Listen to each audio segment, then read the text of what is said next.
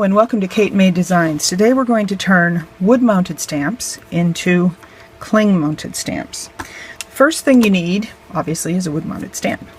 Second, you need some cling-mounted material. I use the Static Cling Easy Mount mounting foam. It comes in two thicknesses. There's a thicker version. I don't know if you can see this. Oh, there you go. And a much thinner version. I used the thick one. The thinner one came accidentally. I hit the wrong button when I was ordering, so I'm going to have to find uses for that. First thing I do is take off the cling for the non-sticky side because it's hard to cut through that the way I do it, and also it gives me a place to put them when I'm storing them. I want them to be big so I can cut them the right size to put in the envelopes that I use. So the first thing you need to do is to get this off, this rubber off of the foam. So you just can peel that off. Stampin' Up!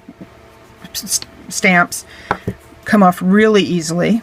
You want them to be as flat, as clean as possible, so I just roll off this this adhesive.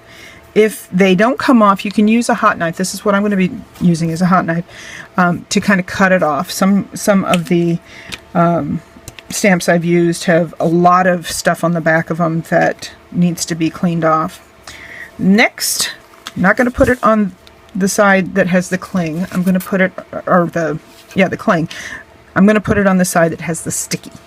And I want to find the best location, so I'm not going to use as much as all that. I take my Olfa, which I always want to call Olaf, knife, and cut real close. I don't want this extra here.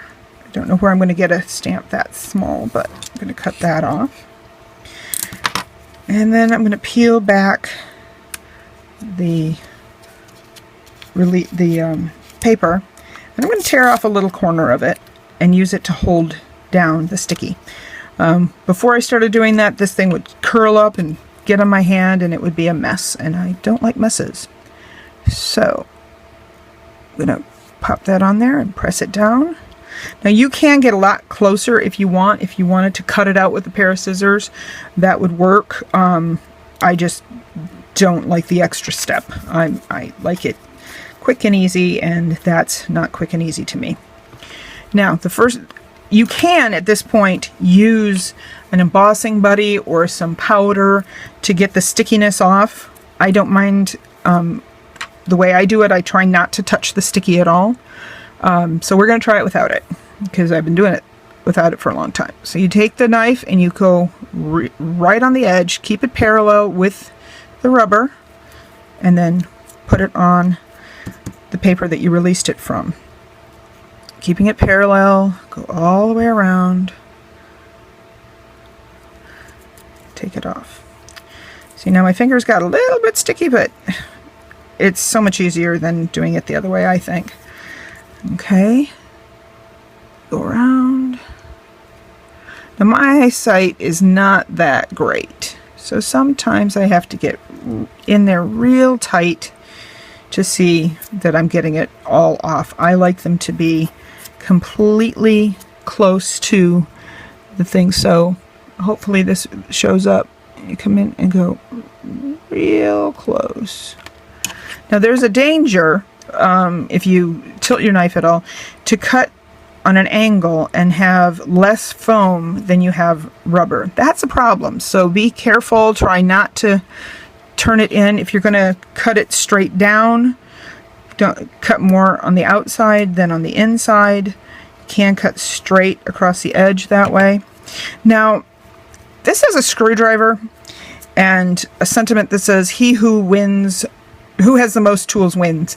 That's generally not the sentiment I want to use with a screwdriver.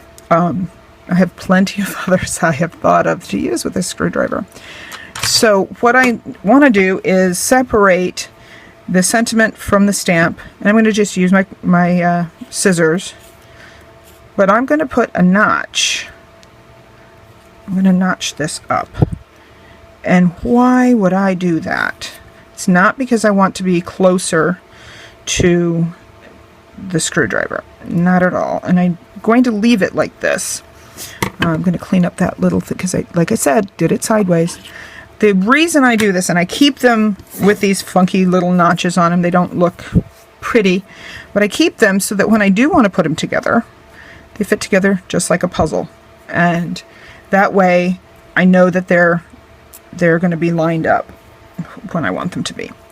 Now, I can't see through this foam, the cling foam, the adhesive, the rubber. I can't see through all that.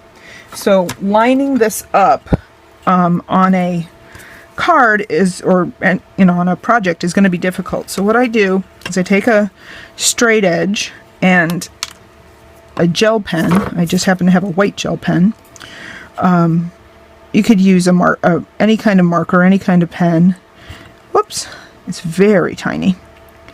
Line that up and put marks on the side and below, and then come across here and put one little dot. I don't know if you can see that. Hopefully I'm not getting too close.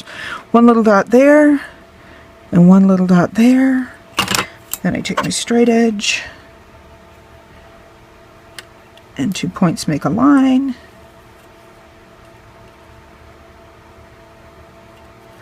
And now, when I put this on my MISTI or a block or anything, I know that that is going to line up perfectly, which is a nice thing.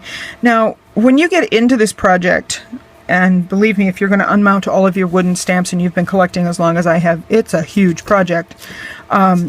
You might end up with stamps that you need to have, you don't have enough foam for. I keep all the little bits and pieces from previous things, and I might be able to marry them together to have enough space for one stamp. That does work. Just one little tip.